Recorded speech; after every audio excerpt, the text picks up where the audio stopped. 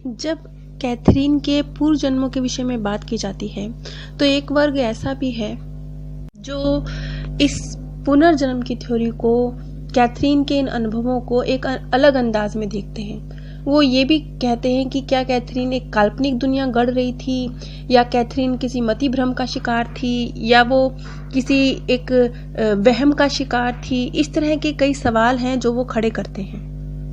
यहाँ पर एक बात बहुत महत्वपूर्ण है कि ब्रायन विज ने, जो कि खुद एक बहुत बड़े मनोवैज्ञानिक थे, साइंस की बैकग्राउंड से थे, उन्होंने सैकड़ों लोगों का इलाज किया था और वो इन भावनात्मक रोगों से बहुत अच्छी तरह से वाकिफ थे। देखने सुनने में भ्रम होना या कोई झूठा विश्वास कर लेना, इस तरह की जो बीमारियां होती हैं, इनका इलाज वो सालों से करते आए थे। और सिर्फ इतना ही नहीं, वो ड्रग और अल्कोहल के अब्यूज से रिलेटेड जो केस होते हैं उनके ऊपर भी काम कर चुके थे। नशीली दवाओं का दिमाग के ऊपर क्या प्रभाव पड़ता है, वो इससे भी बहुत अच्छी तरह से वाकिफ थे। इसलिए वो हर एंगल से कैथरीन के केस को जांच रहे थे कि क्या कैथरीन कोई नशीली दवाओं का सेवन तो नहीं करती, या वो कोई काल्पनिक दुनिया तो नहीं रचती। इसका कहीं पर कोई भी सबूत नहीं मिल रहा था। वो ना तो कोई मनोरोगी थी और ना ही वो सच्चाई से दूर थी, और ना ही वो किसी भ्रम का या वो धोखे का शिकार थी, और ना ही वो इस तरह की किसी दवाई का इस्तेमाल कर रही थी जिसकी वजह से उसे कोई नशा होता हो और वो एक काल्पनिक दुनिया गढ़ती हो। इस तरह से भी कुछ नहीं था। वो सामान्य तौर पर एक जागरूकता की स्थिति में रहती थी। उसे पता होता था कि वो क्या कर रही है, वो क्या सोच रही है, वो क्या बोल रही है। तो कुल मिला के कोई भी सिरा इस बात से जाकर नहीं जुड़ता था कि वो किसी काल्पनिक दुनिया का रचना कर रही है या वो किसी मति भ्रम का शिकार हो रही है। इस तरह की किसी चीज का कोई सबूत नहीं मिल रहा था। बल्कि इस अवस्था में जो उसकी शैली होती थी बात करने की, और जो वो विषय के बारे में जिस तरीके से बताती थी, स्थान के बारे में जिस तरीके से बताती थी, ये सारी बातें तो चेतन रूप से उसकी क्षमता से बाहर की थी। जब वो जागृत अवस्था में होती थी तब उसमें इस तरह की कोई क्षमता नहीं होती थी कि वो इतनी बारीकी से, यहाँ तक कि उसकी भाषा में भी परिवर्तन आता था, उसकी भाषा शैली भी बदल जाती थी। तो इतना सब कुछ जब घट रहा था तो एक जो सवाल उठता है कि क्या वो काल्पनिक दुनिया गढ़ रही थी, तो इसका कहीं पर कोई रीजन नहीं मिलता क्योंकि वो काल्पनिक दुनिया गढ़ रही थी। जैसा कि उसने ब्रायन विज के पिता और उनके पुत्र के विषय में जानकारी दी, जिसके साथ उसका दूर दूर तक कोई नाता नहीं था। यहाँ पर यह चीज भी महत्वपूर्ण है कि कैथरीन ने न अपने सिर्फ इस जीवन में बल्कि उससे पूर्व के जीवनों में भी उसने बहुत तरह की आपदाओं को सहा था। इस जीवन में भी उसने पिता का प्रेम हासिल नहीं हुआ, बलात्कार और गरीबी जैसी समस्याओं को देखा। अपने पूर्व जन्मों में भी उसने प्राकृतिक आपदाओं को सहा, संतान से दूरी को सहा, मृत्यु के भयानक अनुभवों को देखा, अकेलेपन को, गरीबी को, बलात्कार को। उसने हर तरह की इन स्थितियों का सामना किया था और ये सारी चीजें उसके मन पर एक गहरी छाप छोड़ गई थी। एक गहरा जो उसके अंदर तक, जिसे कहें कि वो दुख चला गया था। अब मनोवैज्ञानिक होने के नाते ब्रायन विज पहले भी इस तरह के केस को डील कर चुके थे, लेकिन वो सभी केस जहां पर लोगों ने इस तरह की किसी आपदा को सहा था, वो उनके इसी जीवन से जुड़े हुए थे। तो उनका समाधान करना मनोवैज्ञानिक तरीके से सरल था। ये एक पहला केस था जिसकी जड़ें समय सीमा को पार कर गई थी, एक जीवन की समय सीमा को पार कर गई थी। उसी समय के एक मनोवैज्ञानिक कार्ल जंग, जिन्होंने सपनों के ऊपर गहरी रिसर्च करी, उनकी रिसर्च आध्यात्मिक सपनों के ऊपर रही।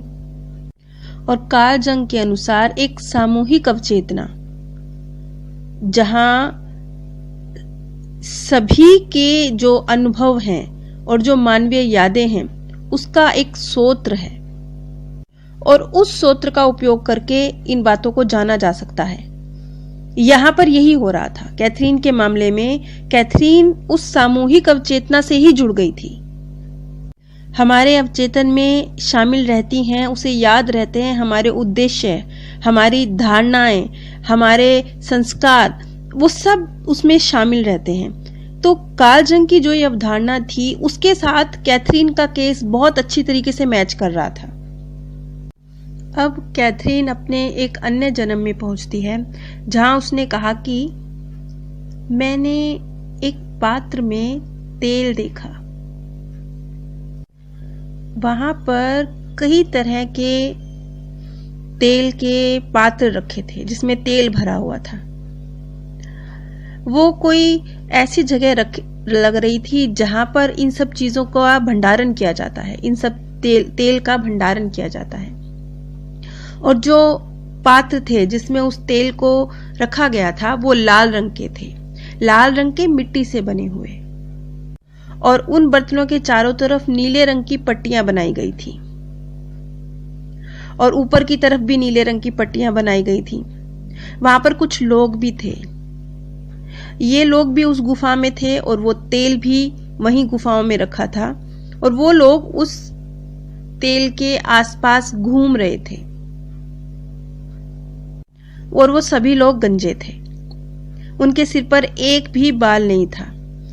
तो ये जो स्थिति बयां की गई है इससे लगता है कि शायद ये किसी धार्मिक अनुष्ठान के विषय में बात की जा रही है। क्या तुम वहां हो? हाँ, मैं कुछ पात्रों को बंद कर रही हूं, एक मोम से पात्र के ऊपर के हिस्से को सील कर रही हूं। क्या तुम्हें पता है कि इस तेल का उपयोग कहां होगा? नहीं, मैं नहीं जानती। क्या तुम खुद को देख पा रही हो? खुद की तरफ देखो और बताओ कि तुम कैसी दिखती हो। वो रुकी, ऐसे जैसे वो खुद को देख रही हो। मैंने गजरा लगाया हुआ है, मेरी चोटी गुथी हुई है, एक लंबा सा लबादा जैसा मैंने पहना हुआ है और उस लबादे पर सोने की पट्टियां हैं। क्या तुम उन पुरोहितों के लिए काम करती हो?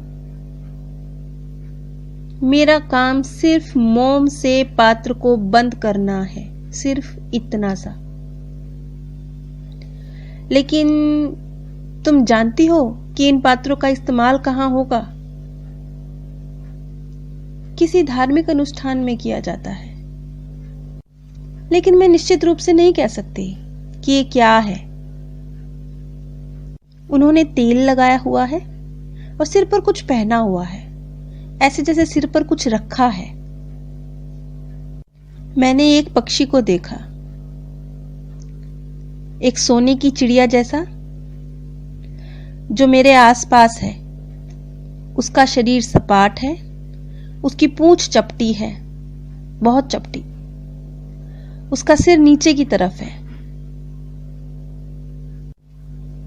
काला काला चिपचिपा पदार्थ। मैं नहीं जानती ये क्या है, कहां है।